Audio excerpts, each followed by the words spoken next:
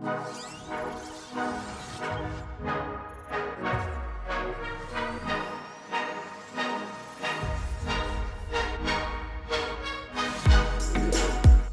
to Pioneers of a More Data-Driven Union, the series created by Elder Research to spotlight government leaders leveraging analytics and technology to solve complex problems for public good.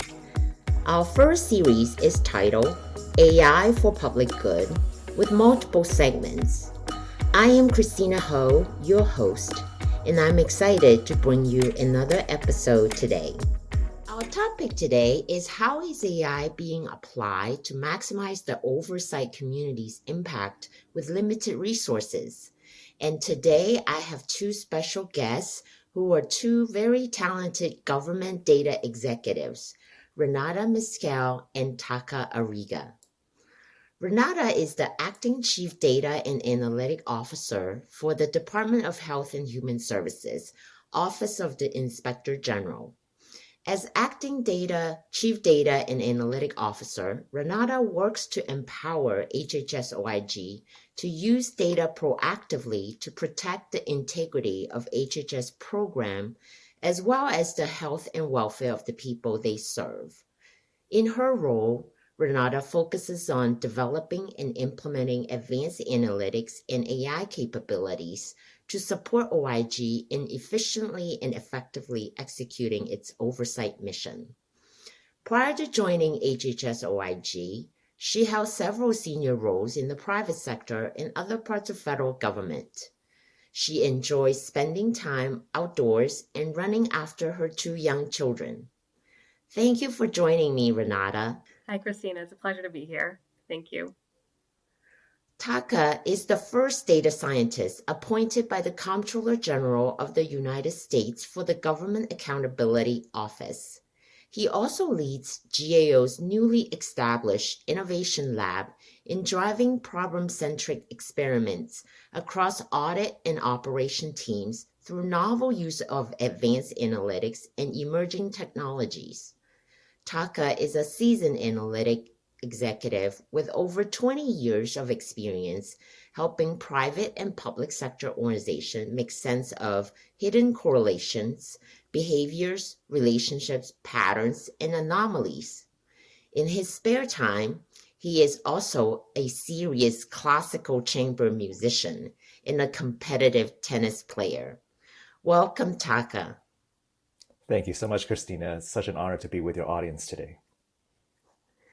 In a recent podcast, I interviewed two federal executives who are using AI and innovation to improve program effectiveness and efficiency.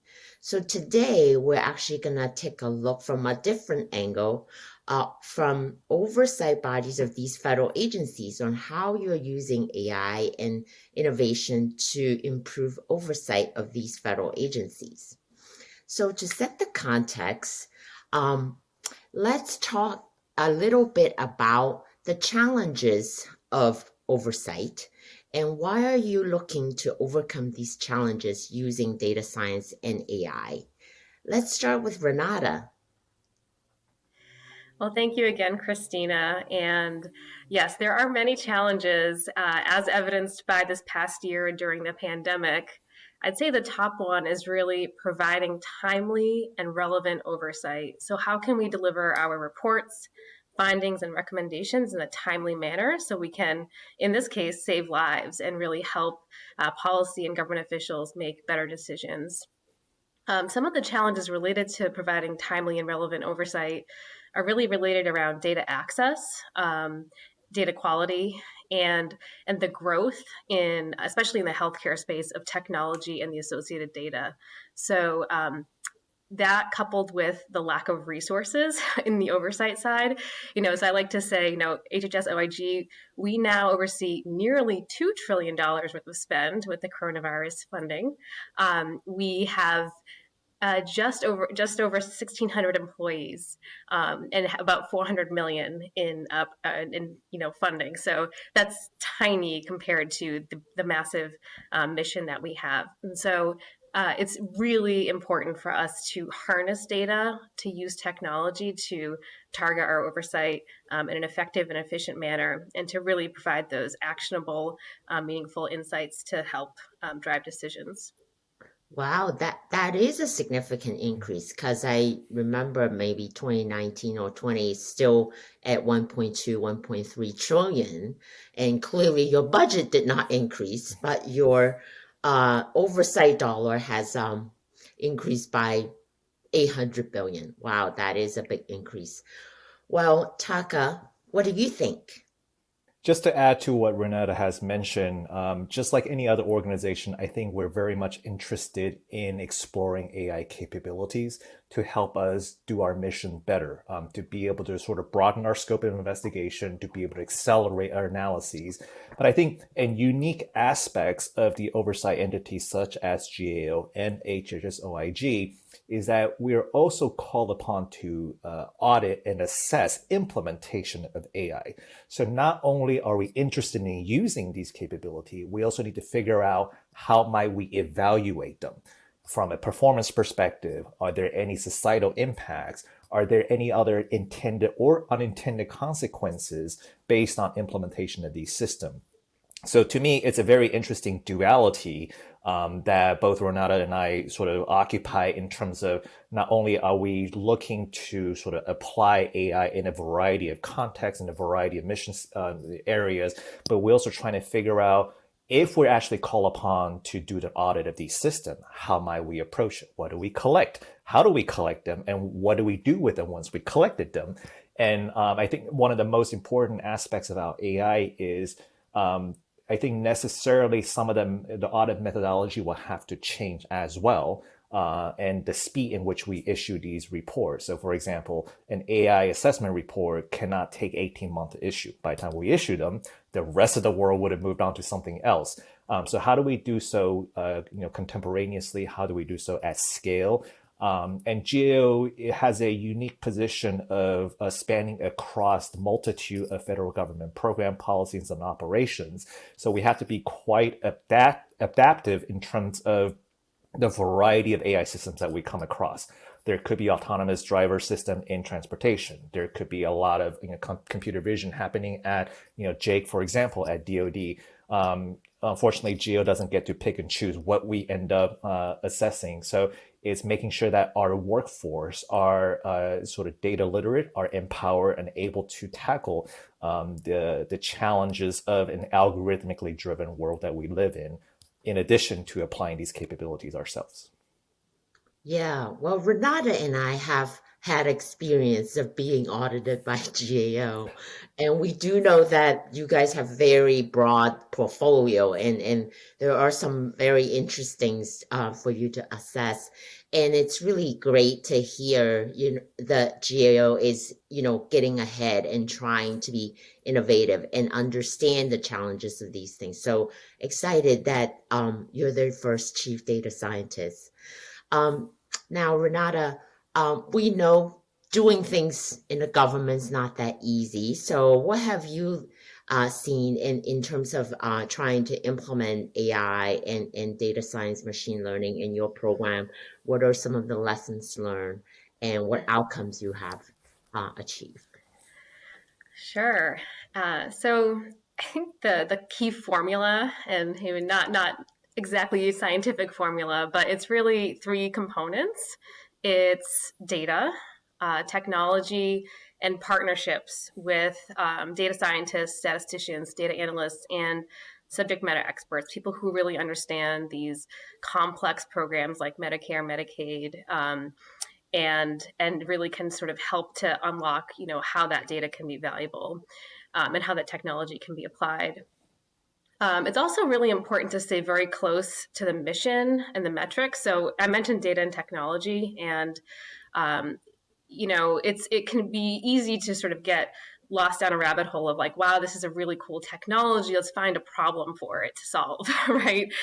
So you really need to understand what are the business challenges and how you can apply technology to solve those and apply meaningful metrics. So, one of the key challenges, especially in positions like mine as a chief data officer, where it's a new position and you're constantly trying to prove your value in the organization. So it's really important as you kind of approach bigger projects to have those metrics, kind of thought of right in front. And then I think success really comes. I love the term duality, Taka, that you mentioned. It's really you're delivering data-driven, transformation, but also digital acceleration. So as we, as an oversight community, are applying AI and advanced analytics to do our work, we're also learning how that technology can be used inappropriately, the ethical implications, some of the micro decisions, and how it's important to be really it needs to be well governed. So an example of success is our grants analytics portal. So HHS is the largest federal grant-making agency. We have lots of grant recipients. And a key data set is something called the single audits. And these are PDF documents that have a lot of rich information, but they're very difficult to access. And so what we did is we partnered with our audit team to understand how they looked through those documents. And we then essentially scraped the data and applied AI to essentially lift up the meaningful pieces of information and apply a risk model. So now an auditor can go into our grants analytics portal and look at the top riskiest grant recipients based on our formula. They can explore the data and they can click right into, that PDF and find that material weakness or that finding. So that transformation is really, hundreds and maybe thousands of hours, many analysts to really, a click of a button to see sort of the highest risk. And we're continuing to explore in this area. So we're uncovering different models and different topic modeling to uncover new trends, which really wouldn't be kind of relevantly apparent. We're experimenting with graph and developing these really cool models where we can see networks of, they're called principal investigators with NIH grants. So it's really cool stuff, and it's really amazing how you can make those insights pop with the application of technology and the subject matter expertise input. Yeah, that is exciting. I actually feel really excited about the text analytic as well, the because you mentioned the single audit. And when I think about the applicability of those technology to real business problem, I mean, the OMB just issued a policy memo, M2120, on how to provide, implement American Rescue Plan in an equitable fashion. And in the memo, they talk about the A133, the single audit clearinghouse information as well. And there's so many other data sources that are text like that I think there's just so exciting to be able to, because a human cannot absorb all that text.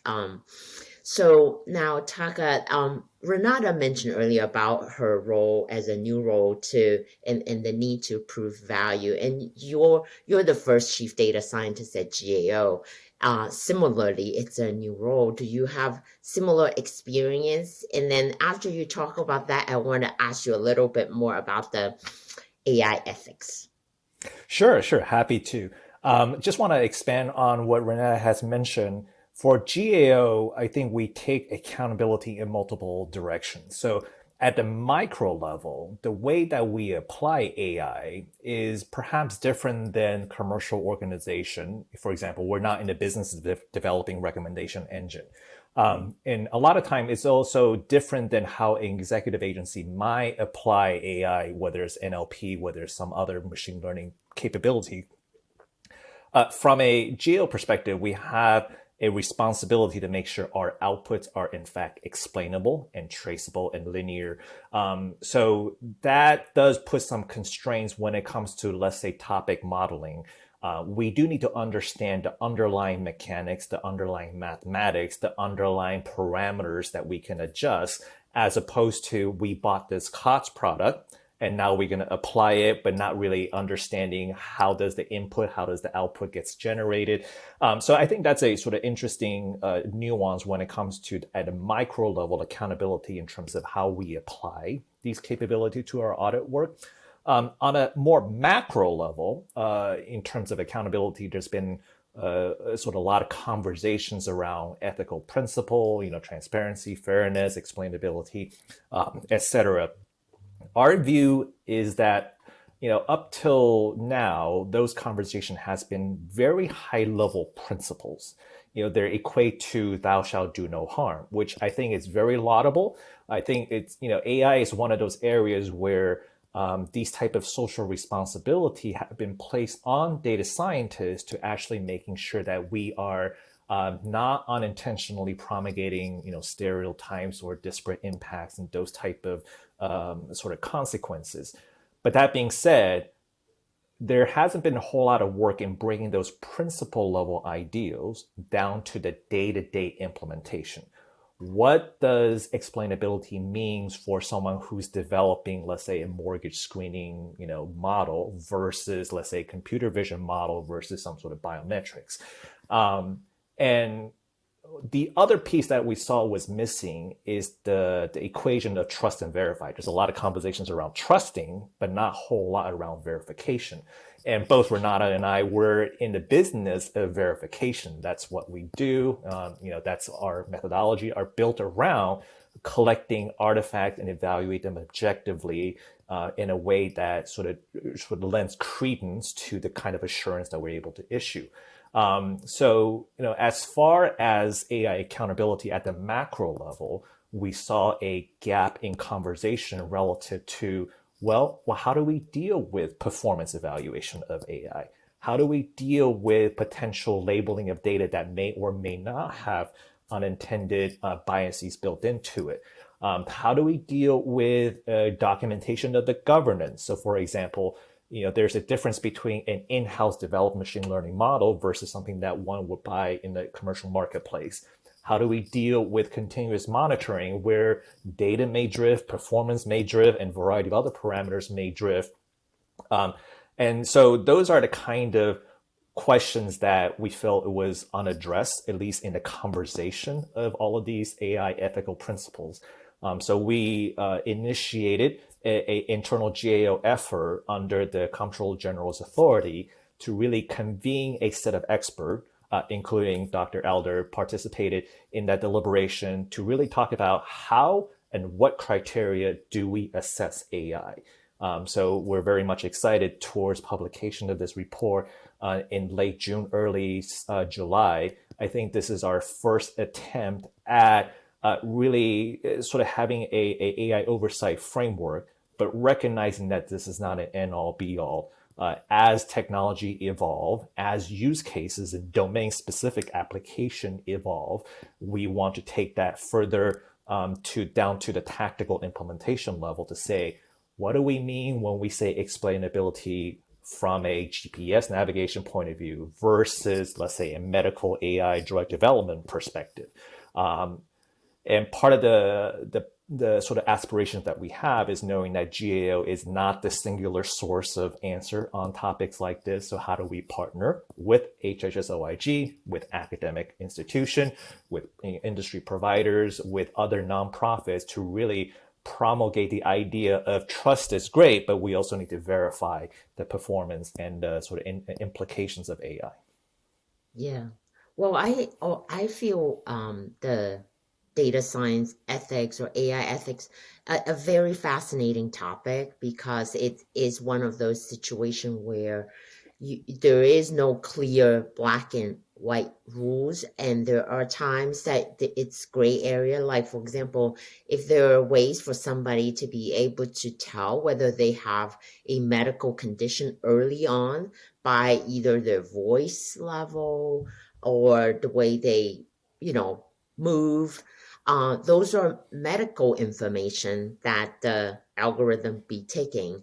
And so it is very important, even though the AI is used in such a great way to help people, but at the same time, there's that responsibility that come with it in making sure that their data is protected and that the algorithm is not biased against certain demographic. So, Yeah, and I'll just add there's one layer to this conversation that we're starting to explore as well, which is the cybersecurity domain.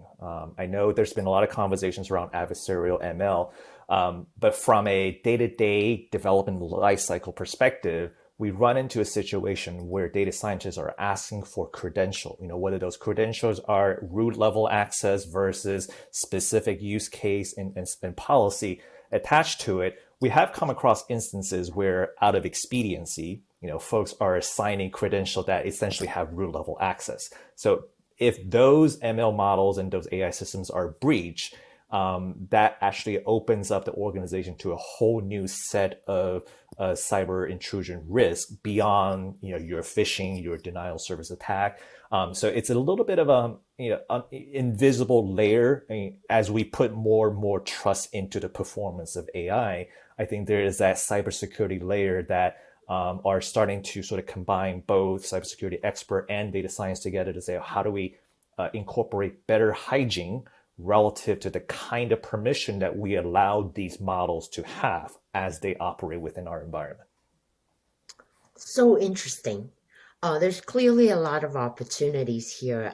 So Renata, I have this question. So do you see synergies across the oversight community in terms of sharing resources? Because clearly there's not enough data scientists to go around.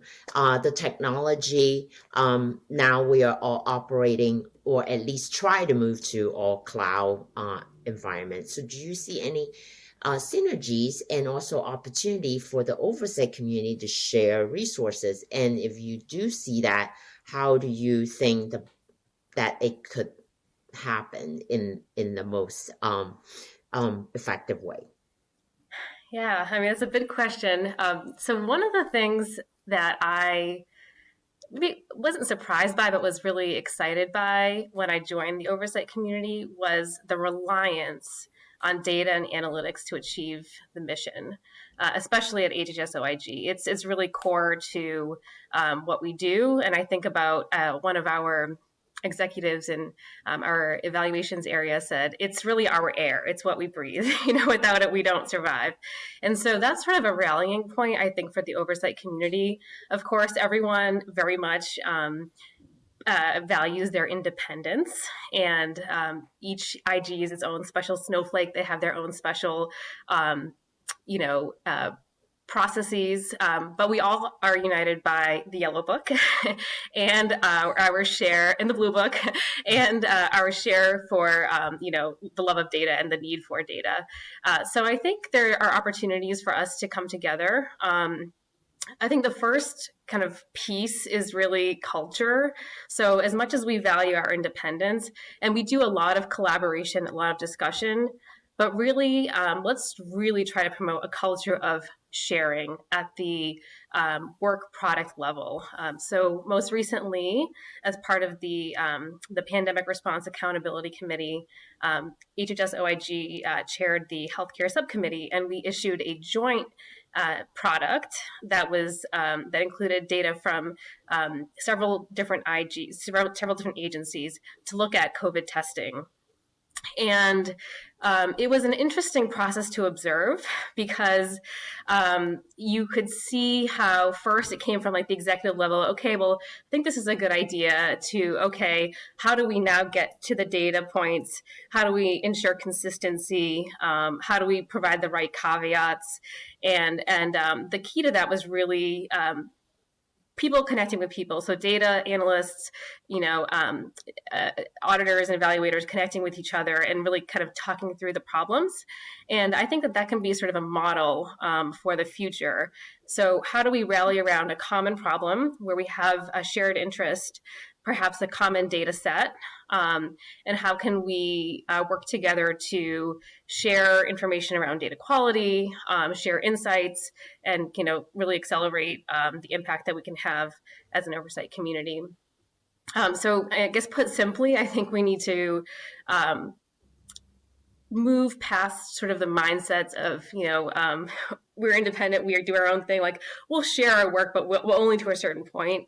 Let's sort of go beyond that and really collaborate at the staff level. And how can we share data? How can we sort of test the boundaries? A lot of people will say, oh, well, that requires, a system of record update or a data use agreement and lots of legalese. Like, let's continue to test those boundaries, and let's kind of continue to try to pursue where appropriate data sharing to accelerate our missions. And then to kind of touch on what Taka mentioned about AI and trust but verify, I think this really requires promoting data literacy across the community. So how can we as a community get smarter about these things, whether it's through events and forums or sharing insights, but how can we sort of introduce this as part of our process and really become more of a data literate community? Great. Yeah, I think that I'm seeing across that the federal government there's just become significant momentum started to build around AI and what's possible. So it's an exciting time to be in you're doing what you're doing. So Taka, I think we're at the beginning to really like capture the opportunity here. What do you see in terms of the trend for data science for the next 5 to 10 years? Of course, I know the technology just changes so quickly. Yeah, I recently had a chance to speak with Dr. Bill Shirless from DARPA, and he put it in a way that really resonates well with me. As far as what DARPA is considered, they call this the second wave of AI. It's mostly machine learning that are capable of providing tactical sort of probabilistic output. But I think in 5 to 10 years, we will be in the realm where the AI systems are now capable of cognition, of abstraction, to a level where it may be even more complex for us to disambiguate the ecosystem of machine learning models. And so I think to Renata's point, data literate workforce is super important, not just only addressing today's oversight requirements, but how do we equip them to address sort of cognition capable AI going future. Renata talked about sort of the importance of sharing. We routinely exchange ideas with HHS-OIG. As a matter of fact, I think our next conversation is going to be specifically around topic modeling. And part of what Renata mentioned in terms of the cultural aspects of it is, failure is such a dirty word in the federal government. But one of the ethos of the Innovation Lab at GAO is that we embrace failure because, as part of our name suggests, innovation inherently embodies a level of risk that we have to take. Because we are somewhat removed from the day-to-day audit engagements, we have that luxury of take on greater risk. But I think that also means we have responsibility to share not only the success stories, but also potential missteps with our colleagues across the oversight community, but to anyone who are interested in sort of building up their own capacity, not necessarily be forced to start from the scratch. And I think that's sort of a common observation that I have is everybody loves to do innovation, but everybody do their own things. And so there are a number of planning elements that we have, whether it's through gaoinnovations.gov. We'd consider setting up some sort of a GitHub type of repo to share white paper, generalizable machine learning algorithm that might be beneficial to, let's say, HHS-OIG and other oversight community. And vice versa. We don't assume that our way of thinking is the only way to go. We're interested in hearing other people's approach, processes to help us collectively address these grand challenges that we're all facing. But relative to your questions around a little bit of a crystal ball on what may come down the pipeline, Renata mentioned something that is actually quite near and dear to me as well, which is the using graph database. We at GAO have been piloting the use of graph database to support continuous auditing. And I think that is something of at this point, an aspirational goal for us.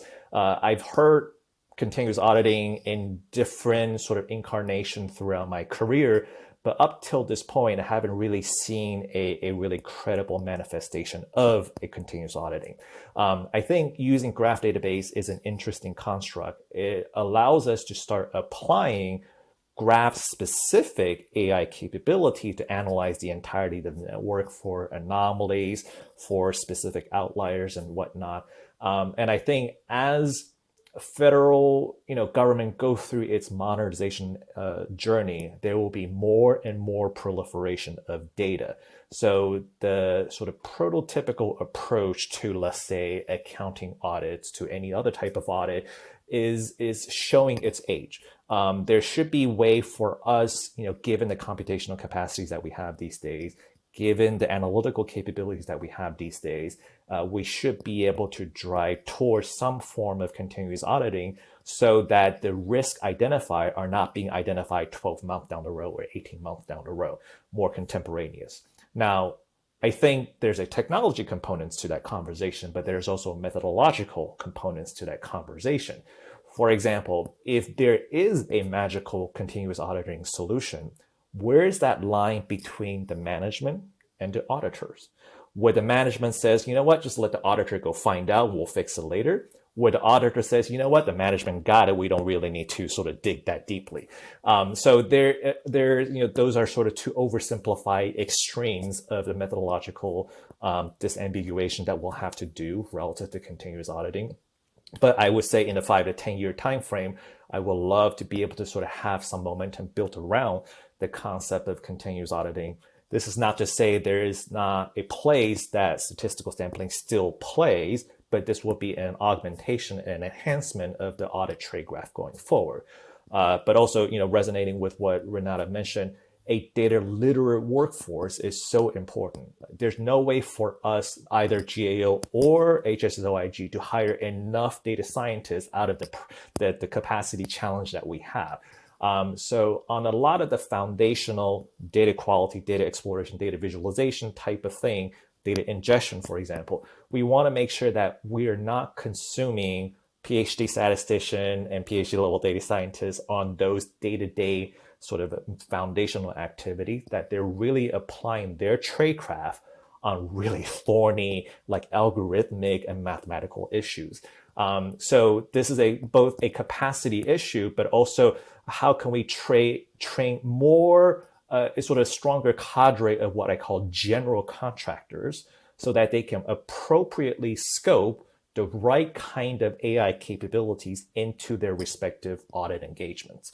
And so this is where I'd equate data scientists to more like the electricians and a plumber. They're the specialists, but we need more and more of a general contractor to know what right looks like, what wrong looks like, how can we go about accessing the right data, and be able to ask those foundational questions without sort of essentially delegating everything to a data scientist, say, well, you go deal with the data scope, or you go deal with the data collection, and you go deal with the analytical piece of it.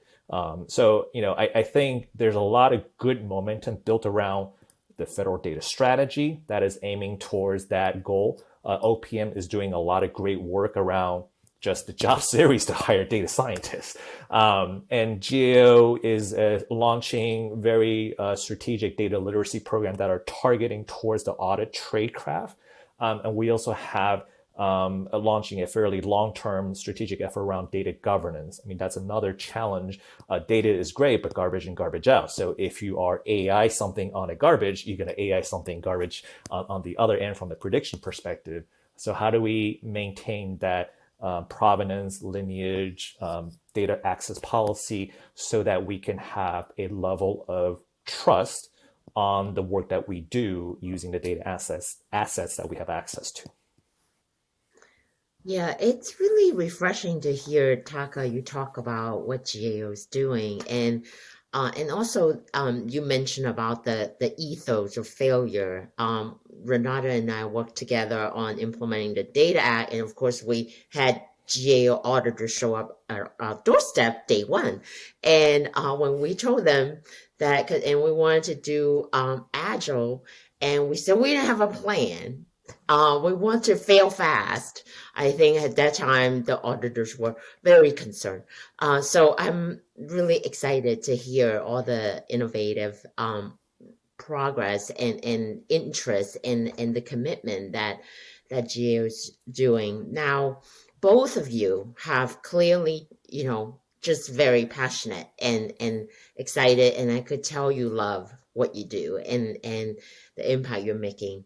I do know that innovating in government is not easy, um, because you have to convince a lot of people to do hard things. So I want to know, here, this is my last question. Um, why do you do these hard things?